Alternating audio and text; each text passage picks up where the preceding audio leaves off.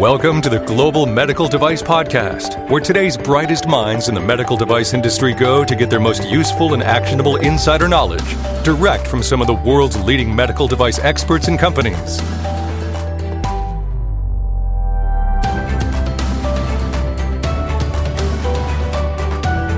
I know a lot of you who listen to the Global Medical Device Podcast are in the midst of raising some sort of funds for a device that you're trying to bring to market. And there are a lot of course, trials and challenges and tribulations in the effort to raise fundraising. And one of the biggest challenges or obstacles in that is that regulatory impact. How does it play into the big picture of your ability to successfully raise funds? I mean, what certain milestones do you need to have completed? Do you need to do a 510K in order to get additional sources of funding? On this episode of the Global Medical Device Podcast, Mike Drues from Vascular Sciences and I talk a little bit about some of the things and strategies and tips that you should consider in your efforts to raise funds for your medical device. Hello, and welcome to another exciting episode of the Global Medical Device Podcast. I'm really excited about this particular episode. It's something that I have had a lot of thoughts about for a long time, but honestly, I haven't really spent much time, with a podcast or any other content on exploring this. And I'm excited today because I have Mike Drues. Mike is the president of Vascular Sciences, and when I kind of pitched this idea to him recently, he was equally excited. So, Mike, first of all, welcome to the Global Medical Device Podcast. Well, thank you, John. Always a pleasure to speak with you and your audience. All right, so let me hit you with a question, and then I think you'll, once I hit you with this question, you'll recall the topic that you and I loosely chatted about recently. But and here's the question. If I'm a company, maybe specifically a startup or a company that's in the throes of raising funds to further my medical device technology, what information should I have when I'm seeking that funding? So I'll start with kind of that open-ended question and get your initial thoughts on that. Well, that's a great question, John, and a terrific place to start out this discussion. Here's a quick statistic to just share with your audience. And that is, here in the United States, 80% of medical device companies have 50 or fewer employees. I'll say that one more time. 80% of device companies have 50 or fewer employees. So this industry is fraught with very, very small companies and indeed startups who are looking to raise money either for the first time or raise money for future projects from friends and family, from angels, from VCs, from SBIRs, from a number of different sources, potential corporate investments. And like you, John, I work with companies in all of these different places. And one of the first things that they usually do when they come to me is they want me to put together what I call a regulatory and strategy executive summary. And it's not a full-blown regulatory strategy. It's a summary of all of the different options they have and the advantages and disadvantages in order to get their product onto the market. And the reason why they want to do this, John, is because they want to take that information and usually boil it down to one or two PowerPoint slides that they can put into their investor package so that when they get to their angel or VC or whoever it is that they're going to be talking to for money, there's really two things that they want to demonstrate. The first is that they know what they're doing. In other words, they know what all their different options are. Not just the vanilla flavored ones, but all of the different options. And that, quite frankly, is the easy part. The second part that they need to demonstrate is that they, meaning the team, they have the knowledge and the experience to roll with the punches. Because as you know, John, the regulatory world is a very fluid place. It's constantly changing. And just as a quick example, there are many medical devices that have gotten onto the market here in the United States in the past under the 510K, say 10 years ago or even 5 years ago. But if the same device with the same submission came to the FDA today, it might not get through.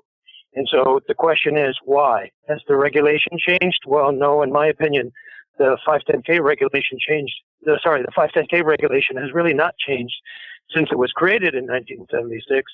But what has changed is the level of scrutiny or criticism that the FDA applies to those certain parts of the submission, and that's a little beyond the scope of this discussion to get into. But those are two things that potential entrepreneurs or companies looking to raise money, those are really things I think that are very important to demonstrate to potential investors before they sit down and start to sign the check. Yeah, those are really good points, and I it is surprising, but folks, it really, if you're 50 employees or less, you're in the majority when it comes to the medical device industry, and I think that blows a lot of people's minds. That because we think of the big names a lot when we think of the medical device industry, but the startup, the smaller entity is definitely the majority in this space. And to Mike's point, a lot of companies are in this kind of the throes of fundraising at some level. Whether it's bringing your first product to market, or you've got additional devices that you're exploring, or you're looking for some bridge funding and that sort of thing. And my first exposure, I guess let me give you a kind of a short timeline of my history, over 20-year history in the medical device industry. I first started working for one of these larger medical device companies, one of the minority, if you will, from the industry. And I really didn't have any exposure to the startup world in the medical device space until many years later. And once I got exposed to that, it was fascinating to me, and fascinating because this regulatory strategy is really foundational to the company's success. I mean, you hit on a couple of things. They have to demonstrate, of course, they know what they're doing. They have to try to demonstrate some sort of, quote, certainty as far as getting the product to market. And we'll talk a little bit about that here in a moment. But then also making sure that they got the right team. And this is one of those things that's very challenging because, Mike, what does every investor want to do? Every investor, I think, John, wants to do two things. They want to, first of all, make money. Yeah. But second of all, they want to minimize their risk. Right. In every sense of the word. So those are a couple of things that I think investors want to do. Yeah, I agree with you. So when you talk about medical device industry, making money, hopefully there's some altruism that plays into the decision as well, being able to help save lives or improve lives. But getting that product to market is a time consuming thing. An average device could easily take multiple years before it gets to the market. So the making money part is challenging because now it's lengthened, so that's important. And then de-risk or some path of certainty is also challenging because, to Mike's earlier point, we're dealing in the medical device industry, we're dealing with regulatory agencies, groups like the FDA, where there isn't certainty per se. And so I think when I first got exposed to this about a dozen or so years ago, it became fascinating because there are a lot of different regulatory events that I saw as kind of the key milestones and times when companies would be able to successfully raise funds. So I don't know if you've seen the same thing in your world. I have, John, and I would add one other thing that I almost always include as part of that regulatory strategy executive summary, and this goes along the lines with de-risk. As you and I have talked about many times in the past, John, the vast majority of submissions to the FDA, 510Ks, de novos, PMAs, and so on, the vast majority of them are rejected first time out of the box when they're submitted to the FDA.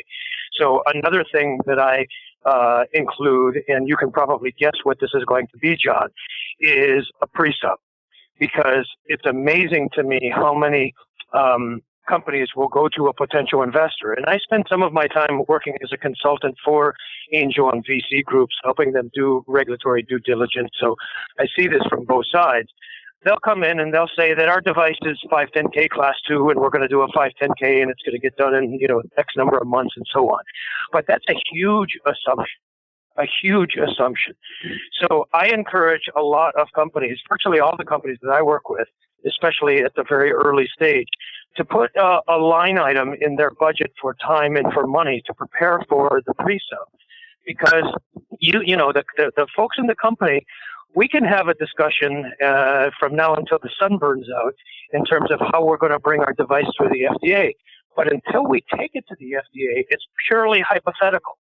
And so I would rather be in a position to say to a potential investor that we're also planning on taking this to the FDA as a pre-sub to present it to them to make sure that we're all on the same page, we're all pulling in the same direction. And then after the pre-sub, John, I use that pre-sub meeting as a huge advantage when I go to talk to investors, because now we can say we've already had a discussion with the FDA, and yes, although things can change, here's what we've agreed upon. We got to do A, B, and C. Each thing is going to take this amount of time and cost this amount of money. So at least in my view, John, that adds tremendous credibility to the discussion with any either new or existing investor. No, it's a really good point. And, the pre-sub, as you and I have talked about a few times in the past, is I'll say, relatively newer program at the FDA. And I like the strategy there because, well, let me go back in time a bit. So about when I first got exposed to medical device startups like I said, about 12 or so years ago, the classic regulatory event that was used as, the milestone for a funding opportunity was a 510K submission. And that confused me because, to Mike's earlier point, just because you submit a 510K to FDA, there's not certainty there. In fact, to a later point Mike made, the vast majority of 510Ks, I think it's like 3 out of 4 510Ks get rejected the first time. So how in the world, this blew my mind, how in the world could a startup company use a 510K submission as an event that was meaningful when 1 out of 4 of those is going to be successful? From an investor point of view, that is not certainty, that is not eliminating or reducing risk. But yet historically, it's always been the classic regulatory event for raising money, and that never made much sense to me. Well, John, it's a very valid point, and I agree with you. But on the other hand, we have to be a little bit careful that we don't overgeneralize investors. There's a lot of different types of investors. So, for example, the types of investors that you're describing, those that would invest in a company after a 510K has been cleared or a de novo granted or a PMA approved, those are very risk-averse investors.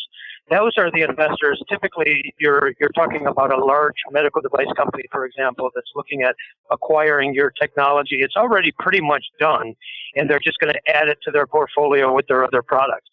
There are other types of investors, for example, who are willing to get in much, much earlier in the game, to start to invest at the point of a prototype or perhaps even before there's a prototype.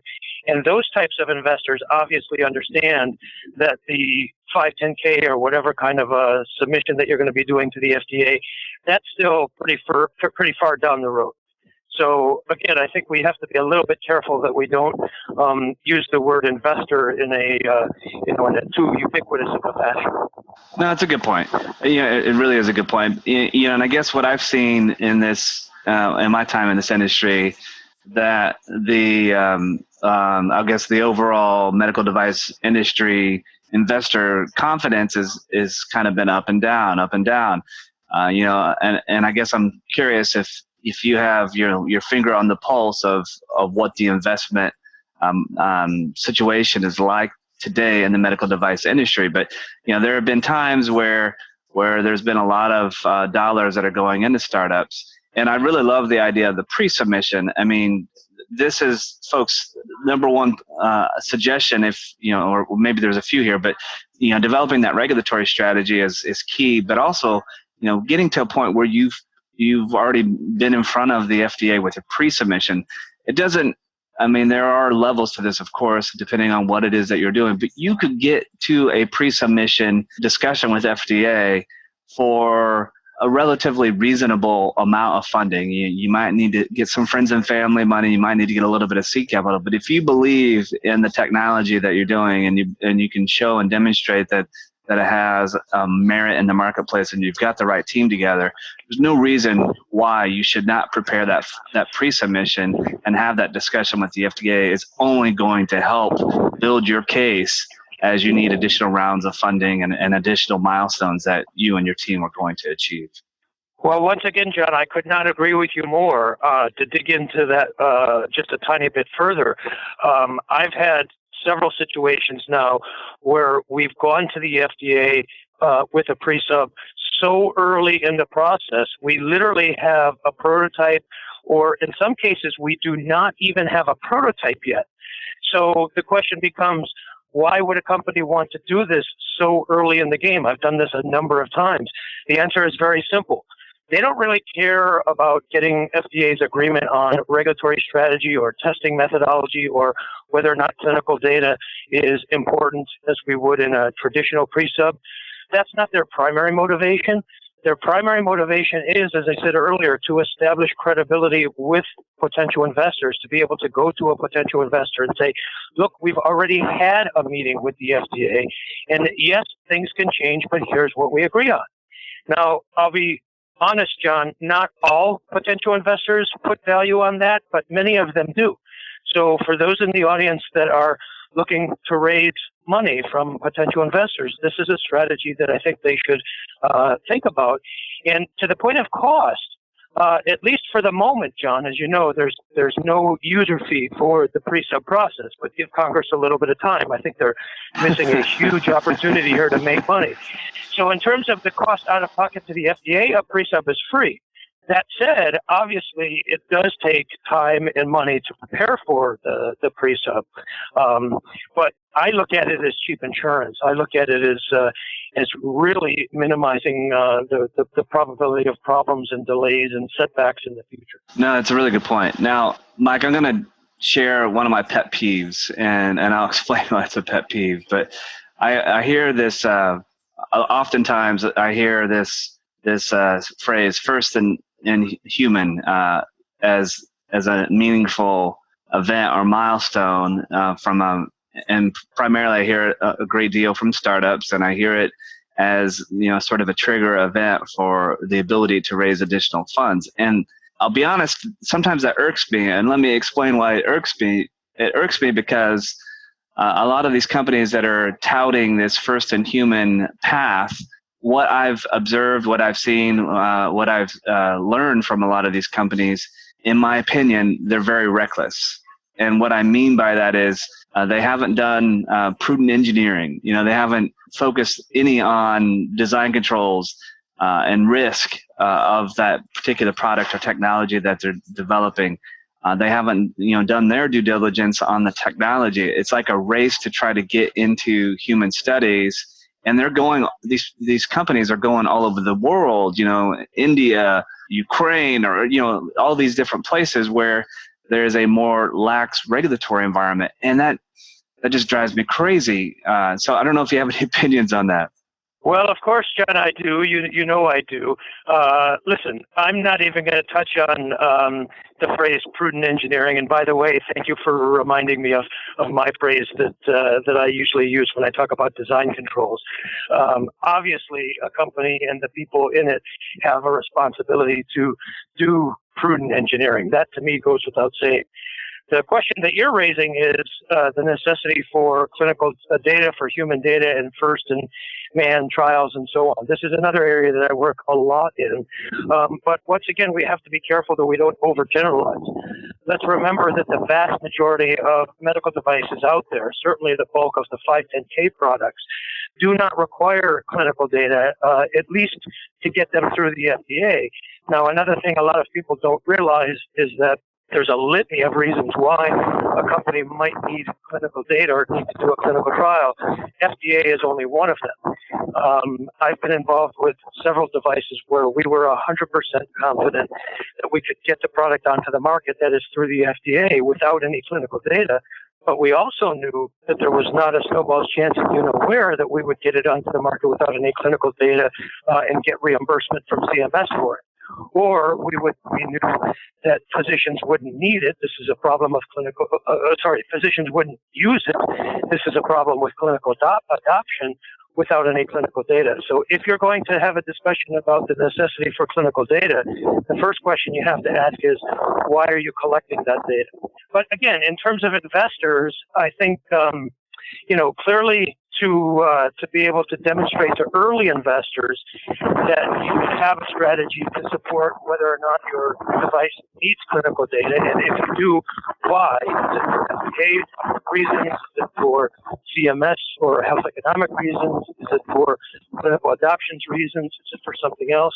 But usually the money for that is going to come much later because it might be a pretty big chunk of change that you're looking for to do a clinical trial, determining depending on the time and the number of patients and so on.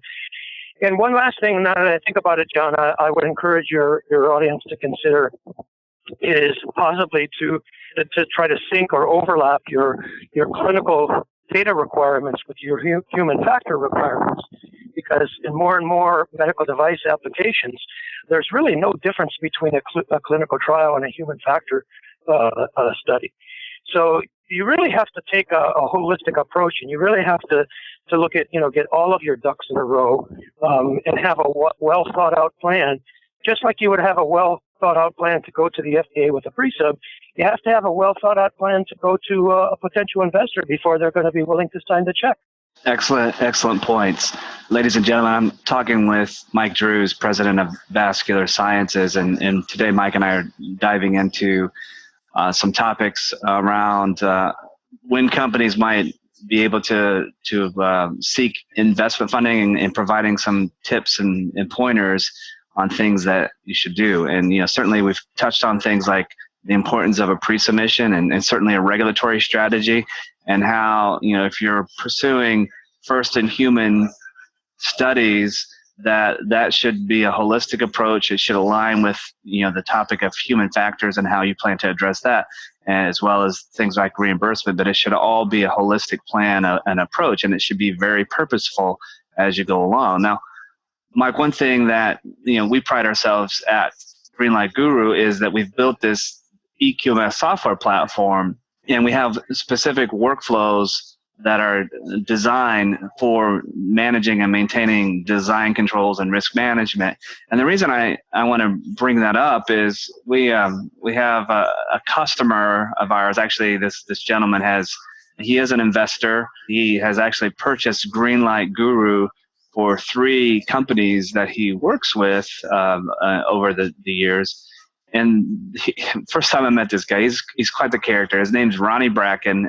He used to work at CR Bard, and he used to work in their mergers and acquisitions area several years ago.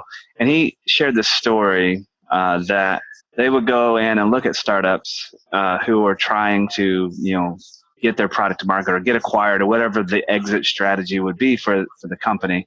And they would evaluate these technologies. And one of the things that he would say, when you go and look at a company and they didn't have proper design control documentation, they didn't have proper risk management files, they hadn't done their prudent engineering, they didn't have solid regulatory strategies, sometimes that was an exciting opportunity from his M&A position, because they were able to go in and basically reduce the valuation of that company, because now CR Bard and their M&A activities was going to be basically not only acquiring the technology, but the risk along with that. And he used to talk about giving companies a $20 million haircut on their valuation because they hadn't done proper design controls and risk management. So folks, the reason I bring this up is, as you're building your case at every step along the way, you have to consider that these things like design and development, design controls, design history file, risk management file, they are prudent engineering, and they will improve the value of the thing that you're doing. So don't forget about those things. Well, John, I agree with you completely. Obviously, you're preaching to the choir, but let me kind of turn this around and ask you a question. So thus far, we've talked primarily from a regulatory perspective, what the advantages are of, considering your regulatory strategy and a pre-sub and so on before going on to investors.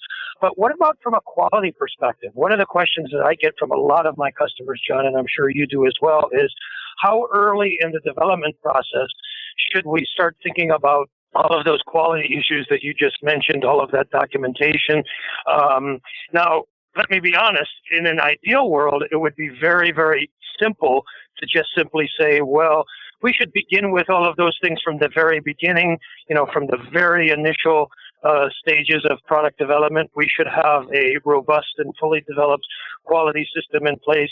But at least in my experience, John, that's not a very pragmatic solution, because when a company has limited resources, you literally have to choose what to put your money into to be able to grow the company, whether it's developing a prototype, whether it's going to the FDA, and so on.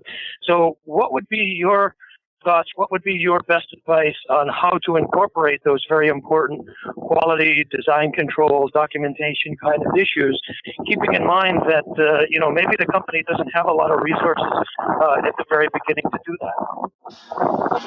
Mike, I'm so glad you asked that question, because those of you listening who know anything about my passion around quality management systems, hopefully you'll appreciate my opinion on this and my experience on this. And Mike, I actually liken this topic of when do you build a QMS and how do you build a QMS. I actually liken it. There's a lot of parallels to funding of a company.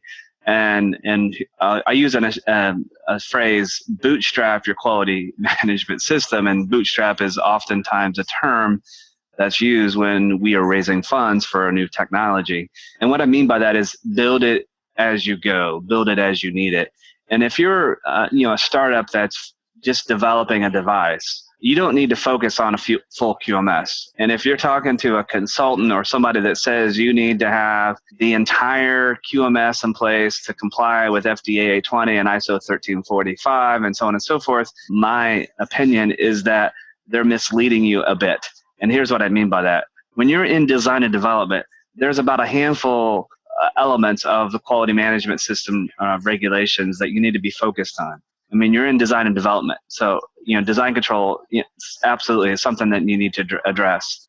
Risk is part and parcel with design and development these days. So have a process in place that addresses ISO 14971. And it is a holistic approach from a risk management standpoint. There's a good chance that you will be generating documents and records. Absolutely, you will be generating documents and records. So make sure you have a process that describes and defines your document management processes.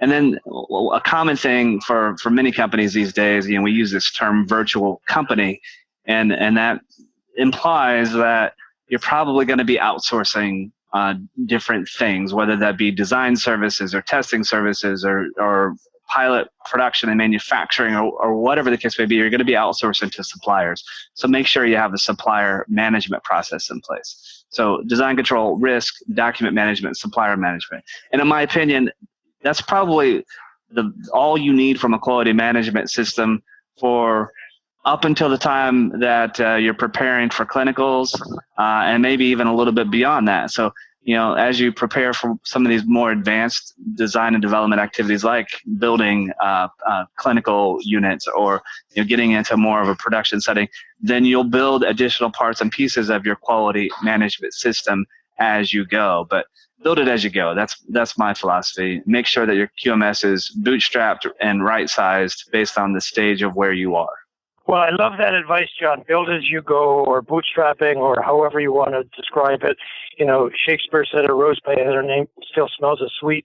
So I agree with you. This is a strategy that I've used many, many times in the past myself. As a matter of fact, to take what you said just a half a step further, John, oftentimes I do get invited by entrepreneurs and small startup companies to help them develop their presentation for their investors, or in some cases actually participate in the presentation and the discussion itself.